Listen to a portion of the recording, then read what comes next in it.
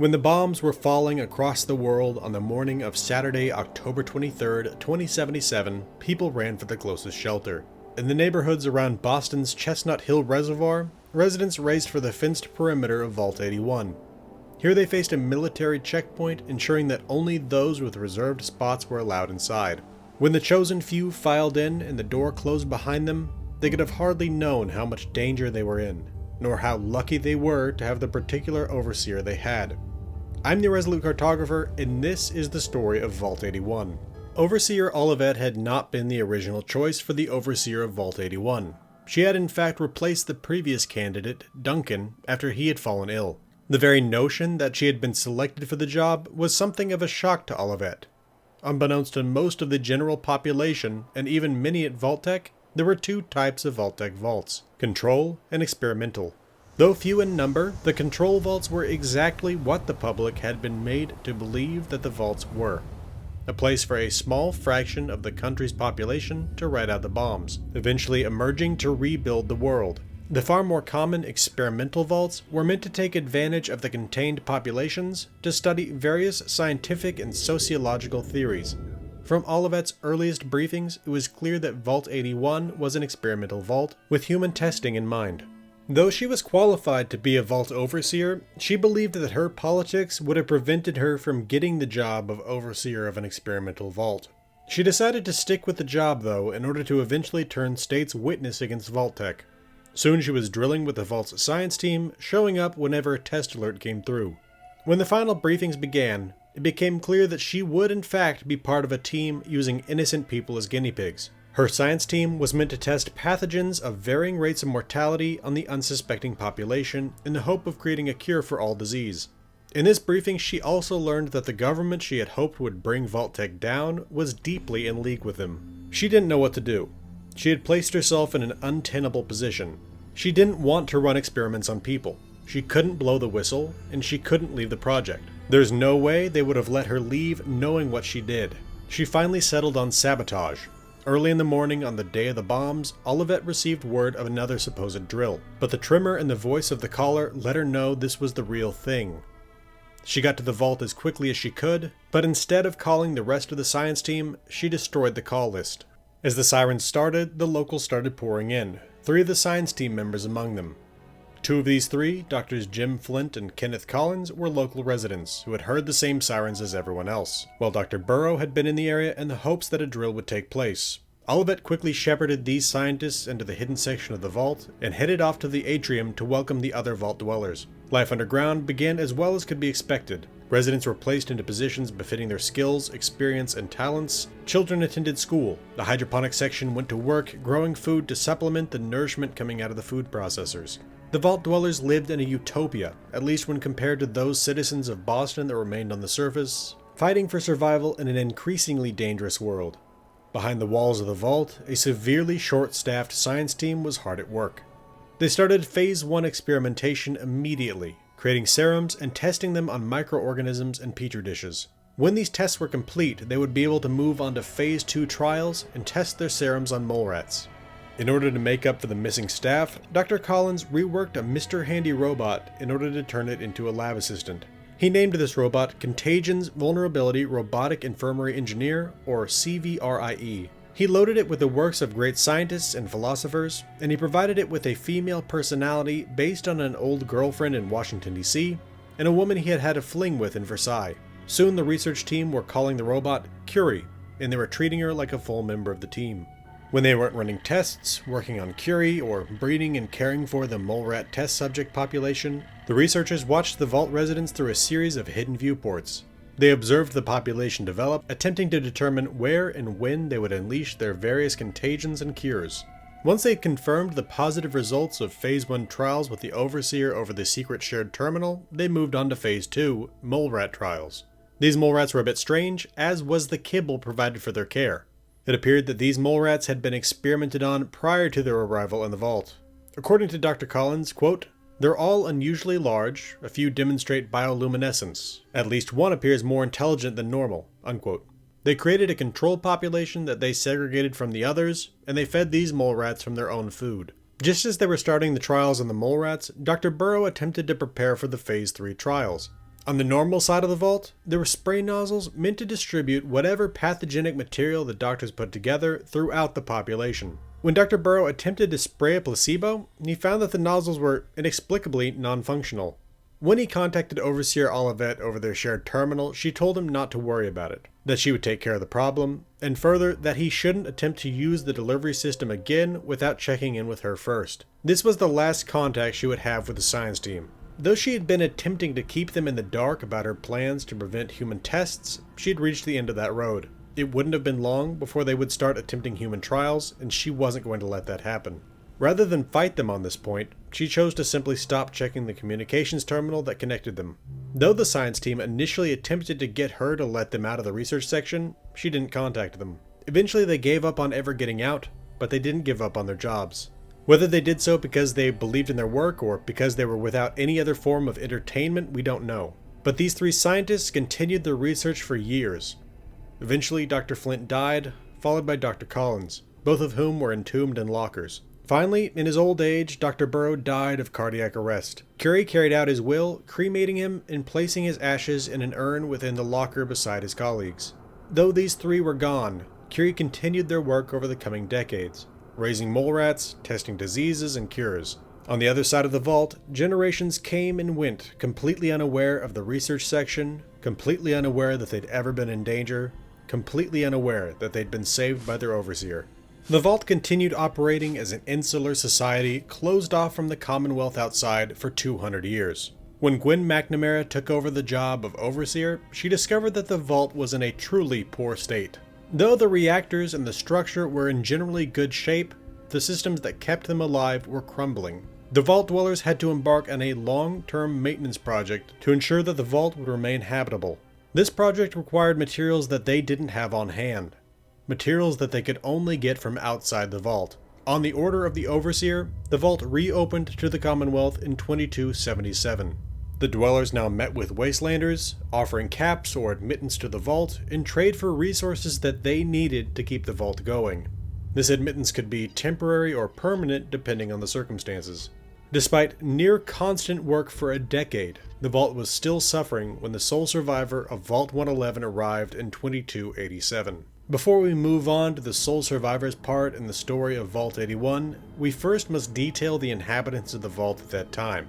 We'll start with the security team.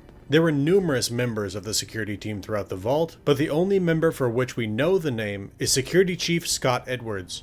Chief Edwards manned the vault door, watching out for potential threats and traitors. That said, let's move on to the science team. There were two members of the science team that hung out in the entry hall. Miranda, and an unknown man who monitored the radiation levels of visitors.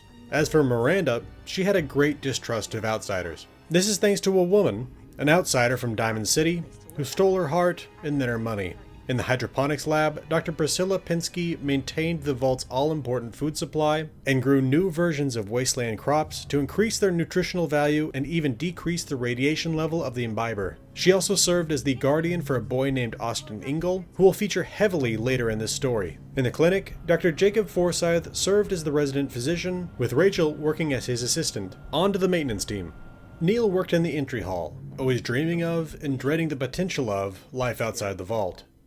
Down in the atrium, Calvin worked hard to keep the vault's systems functional. In the reactor room, old Rusty, the aged and deteriorating Mr. Handy, and the fraternal twin siblings Bobby and Tina DeLuca worked to keep the vault powered. Sadly, Bobby was a jet addict, and his sister his enabler. As he was out of his mind much of the time that he was supposed to be maintaining the reactors, Bobby delegated much of this work to old Rusty, including his most basic chores. While there were other unnamed members of the staff engaged in maintenance, that covers the named personnel. Let's move on to the educational staff. This is a short list of only one name, Katie Pinn. Katie ran the vault school, educating the children of the vault and preparing them for the GOAT. On to service providers. In this case, it's another short list of one, Horatio. Horatio was one of those outsiders who was accepted into the vault after Overseer McNamara opened the door in 2277. Horatio was a native of Quincy until his mother, a doctor, moved the two of them into the vault. Horatio served as the vault barber. Up next, vendors. There were 5 vault members engaged in trade, though 2 of these were simply in supporting roles for the traders, and in one case, the member is an ex-vault dweller. In the vault depot, Alexis Combs ran the vault shop. Unfortunately for Alexis, her husband Holt was either an adulterer or just lazy, and he left the work of running the business and raising their daughter Erin practically entirely up to his wife. This put a strain on their relationship, which led to a lot of fighting. As for the adultery, he is rumored to have been taking part in an affair with the aforementioned Tina DeLuca. At the Vault Diner, Maria and Mark Somerset provided much of the fare consumed by the dwellers. Though the vault may have gotten some of its supplies from outside, all the food was prepared in-house, either from the original food processors or from the efforts of Dr. Pinsky in the hydroponics lab. Maria Somerset was famous in the vault for her mute fruit pies. As for the ex-dweller, we're talking about Riley. Riley grew up in the vault, but she eventually moved out on her own and took up the job of a traveling wasteland merchant. Last and least of all, in terms of stature that is, were the children of the vault in 2287. There were 4 children in the vault at that time, though we only know the names of 2 of these children. Austin Ingle, as mentioned before, was the ward of Dr. Priscilla Pinsky, his birth parents having died years before. Erin Combs, the daughter of the aforementioned Alexis and Holt Combs, was Austin's best friend and had a cat named Ashes. With the scene set, let's get back to the part of the story of Vault 81 that is tied to the arrival of the sole survivor in 2287. When the sole survivor arrived, they found the vault door closed, but connecting to the entry console yielded a conversation with, first, Security Chief Edwards, and then the Overseer herself. The Overseer was willing to let the sole survivor in, but only if they furnished 3 fusion cores that the vault was in need of. Once these were obtained, the sole survivor was granted entry into the vault. When approaching the elevator, the sole survivor watched as Ashes the cat ran from the vault into the wasteland outside. Not wanting this to taint the vault dwellers' first impression of them, they chased Ashes into the wasteland and got him to return home. Upon descending the elevator into the vault, the sole survivor was accosted by Austin Ingle, who offered a paid tour of the vault. After visiting the different parts of the vault, the sole survivor ended up speaking with the school teacher Katie. She requested that the sole survivor regale the students with a story of the wasteland outside. The sole survivor detailed their first encounter with the Deathclaw, and they departed the class. After donating a sample of blood to Dr. Forsyth, they left the vault. But the sole survivor didn't stay away from the vault forever, and when they returned, they discovered that the population was in something of a panic. Directed to the clinic, the sole survivor learned that Austin Ingle was deathly ill. He had been admitted to the clinic after sustaining a mole rat bite. While most mole rat bites weren't a serious concern, there was something different about this bite. When Austin's guardian, Dr. Pinsky, was trying to figure out how to help her boy, Bobby DeLuca revealed much about this situation that she and Dr. Forsyth hadn't known. Bobby had found the hidden research wing of the vault. He used the abandoned section as a place to hide his stash of jet. Bobby further explained that he had found a terminal inside that detailed the actions of the former residents, including that they were making both diseases and the cures for those diseases. Austin had witnessed Bobby accessing that area and had tried to sneak in. It was then that he was bitten by this oddly deadly mole rat. Dr. Pinsky then tasked the sole survivor with entering this hidden wing of the vault and returning with a cure for Austin. The sole survivor agreed and followed Bobby DeLuca to the hidden door to the research section. The sole survivor battled past security turrets and a security protectron before engaging with a dozen or so dangerously diseased mole rats. Along the way, they discovered the nature of the facility and even found the spots where the old science team watched the first vault dwellers go about their lives. When the sole survivor finally reached the lab that held the cures, they found something curious. A Mr. Handy robot with a feminine French accent. It was Curie, the robot that Dr. Collins had reprogrammed centuries before. Curie had survived the deaths of her former colleagues and completed the Vault's research program in 2204, 83 years prior to the arrival of the sole survivor. She held the last syringe of this cure, the rest of it having expired over the decades, along with the chemical substrates that had gone into making it. Curie offered up the cure and requested to be set free from the lab so that she could explore the world above. The sole survivor agreed, and they returned to the main section of the vault together. The sole survivor rushed the cure to the clinic, where it was hastily administered to Austin Ingle. He was saved, waking shortly after the cure was administered with no ill effects. And thanks for their help revealing the nature of the hidden section of the vault and saving Austin from a sure death, the Overseer rewarded the sole survivor with a permanent spot in the vault. As part of this reward, an old storage closet off the atrium was cleared out and handed over to the sole survivor for their exclusive use as living quarters. Tina DeLuca then reached out to the sole survivor, asking for their help to get her brother off drugs. After a difficult conversation, the sole survivor convinced Bobby to get help, sending him down to the clinic for an addictol treatment. Tina was now ready to see the world outside the vault, and with some persuasion from the sole survivor, she ended up moving into one of the sole survivor settlements.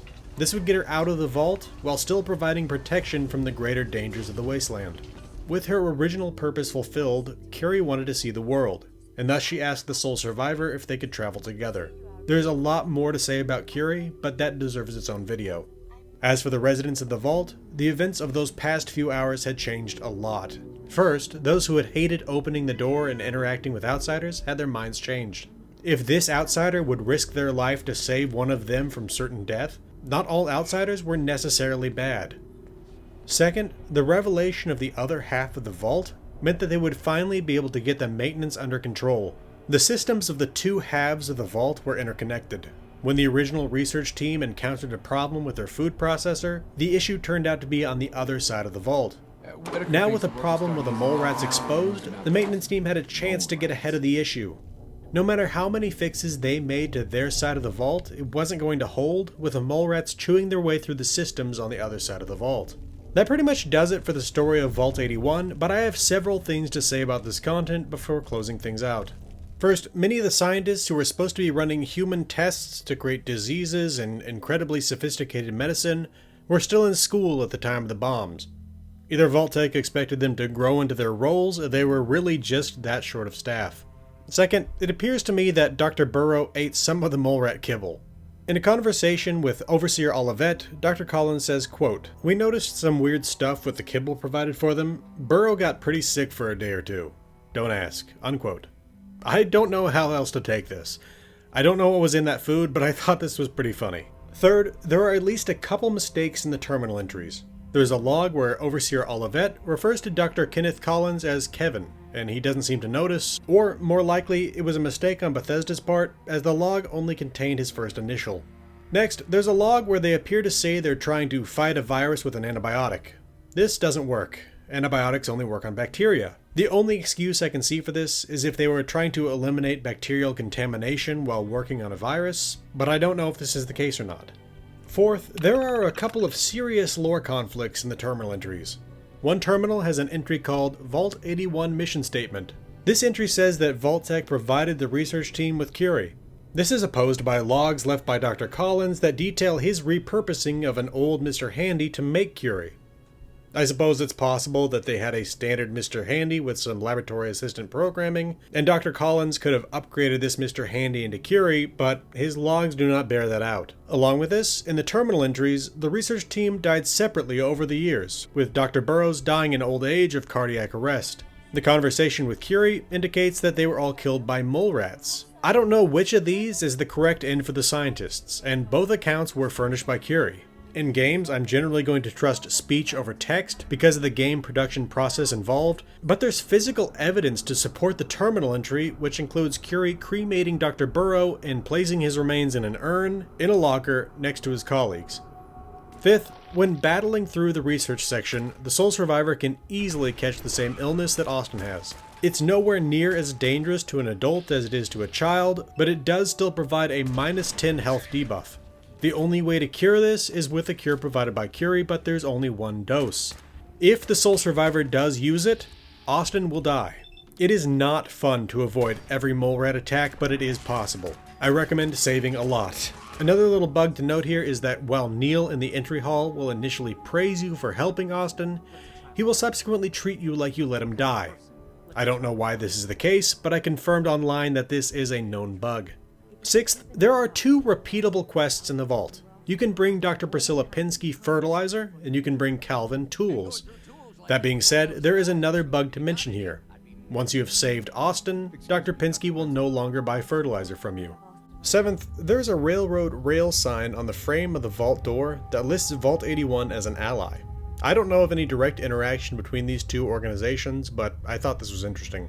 Eighth, it seems like Vault-Tec knew very early in the morning that the bombs were coming. While it could simply be a coincidence, it should absolutely be noted that when Overseer Olivet arrived early on the morning of Saturday, October 23rd, 2077, she believed it was in fact the day of the bombs, because of the tremble in the voice of the woman who called in to announce the drill. Again, it could well be that this was a complete coincidence, but I don't think that we can ignore the possibility that Vault-Tec knew the bombs were coming well before anyone else. Lastly, there is one final thing to detail about Vault-Tec's intentions for Vault 81. Remember those sprayers that Overseer Olivet disabled to prevent human testing? They had a secondary purpose. These sprays were meant to incinerate the population of the vault once the research team had the order to evacuate. If it hadn't been for Overseer Olivet, once the regular vault residents arrived in the vault, they would have been effectively doomed. They and all future generations would have lived under the constant threat of disease and ultimately incineration. Truly, Overseer Olivet is the savior of a lot of people. Even the research team likely owe their long lives to her. She could have found some way to cut that half of the vault off of power, water, or food. She could have even revealed them to the public and let them be killed by their potential test subjects. Instead, she let them live out their lives in peace. Alright, I think that'll do it for the story of Vault 81. If you want to receive notifications when I launch these lore videos, you can follow me on Twitter at GamingWithMaps. Though it's entirely dependent on if I have the time to do it, I'm currently streaming most Tuesday and Thursday evenings and Saturday afternoon. So if you're interested, come check it out. If you appreciate what I do here and you want to support the channel financially, you can become a patron with Patreon. I want to thank my patrons Mesothelioma, 76 of Texas, Jill AWS, Dark Malcontent of Metaverse Studios, Brian, and Real76 for their support. This has been the Irresolute Cartographer. Thanks for watching. I'll see you again next time.